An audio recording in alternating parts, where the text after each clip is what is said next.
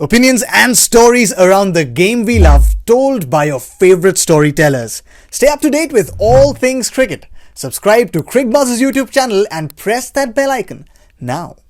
A brand new auction coming up, and we've just been told the auction rules: 4 players for each franchise, which can be a retention, no right to match cards.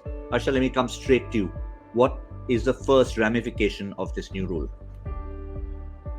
On paper, it would seem like there are 32 players gone out of the system. Having said that, I can think of at least 2 franchises that will not bother retaining 4 players because they need to make a change. Punjab need to revitalize, which is like having a bath. They do that all the time. And Hyderabad will want to rebuild, so they may not retain a lot of players. I don't know if Hyderabad will look beyond a Williamson and a Rashid, for example, because you're allowed to retain 2 overseas players, either 3+1 or 2+2. So they can retain those 2. The two things I would like to know a little bit more about are, given that the amount will go up from 85 crores to 90 crores, what is the amount that you will be deducted from your purse for the 4 players, and whether a player opts not to be retained. And I can think of a few who don't want to be retained and go into the auction. If they say, I don't want to be retained, and are therefore in the non-retained list, can the 2 new teams say, ha, mil gaya, and pick him up like that? Or can they say, no, I just want to go in the auction, I'm not in the retention game at all?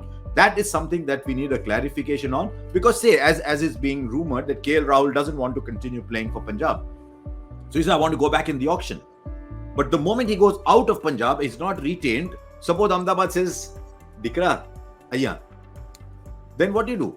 So I'd like to know that clarification, because what that will do is it might take some more players out. Suppose Surya Kumar Yadav is not retained by Mumbai, but he doesn't want to go somewhere else. I mean, he could want to. He might be the first pick somewhere and be set up for life. So that is the one thing I want to know.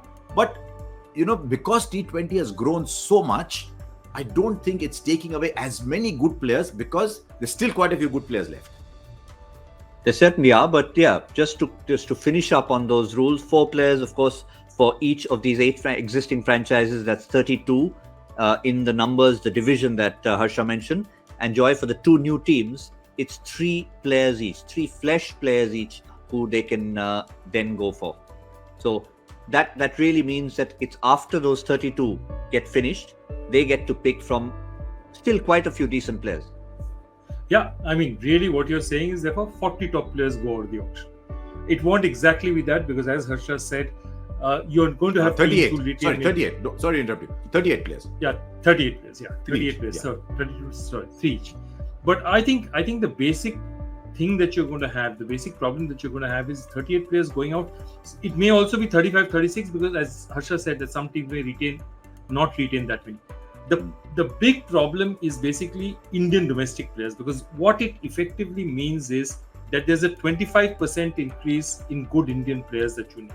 Okay, so if you put it straight out there, you look at it and you turn yourself and say, where I needed say 80 good Indian players, I now need 100 good Indian players. And the people who are actually there, who are going to probably benefit the most from this retention rule, are people who are just below that top 20 list. Below retention, go into the auction, not retained by these 3, not picked up by these the 3 picks of each team, and then they go into the auction, because they're going to be very, very scarce commodities to find good international top 20 players. Can you imagine? Maybe one Ishan Kishan sneaks through. He's sitting on a gold mine, because what am I going to bid for in the auction? I have international players I can bid for, but international players anyway, there's enough of them around. So very interesting. The guys who don't get retained and don't get picked up, Indian players, are going to probably go for astronomical prices. So, for example, here's a quick, before we move back out of this topic. If you're the 4th retention in a particular franchise team, you're thinking, hang on, if I wasn't the 4th retention here, I could be picked up first in another auction, and my fee would be almost double. So, for example, you could have a Lucknow franchise or an Ahmedabad franchise that tells one of the players, you know what, we'll probably pick you first in the draft. He could then tell his existing franchise, sorry, are you going to retain me 4th? I'm pulling out, because I could be first pick somewhere else. So you could find those little games being played as well. Well, that's of course. If we will they necessarily have an order like that, or will it just be in no particular order? These are the 4 we want, assuming there's a franchise who want to keep 4. No, they have to specify who's their top player. It's always been the rule that you write down your retention 1, your retention 2, your retention 3, retention 4, because their prices for the auction are decided according to that. And when I was there, at least you always had to write down you have to order write. of retention. You have to Fair specify point. who the number 1 pick is. Yeah.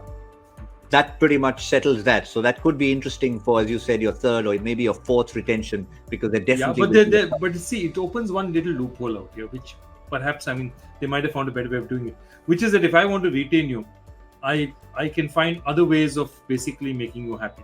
Then I can, because I'm talking to a player, I have to tell you, I can legally only pay you 8 crores because you're my 4th retention, but hey, we'll make it up to you. So all those things, then it opens up the situation. It's unfortunate, but the situation opens up the chance for basically, transactions going on outside the auction table.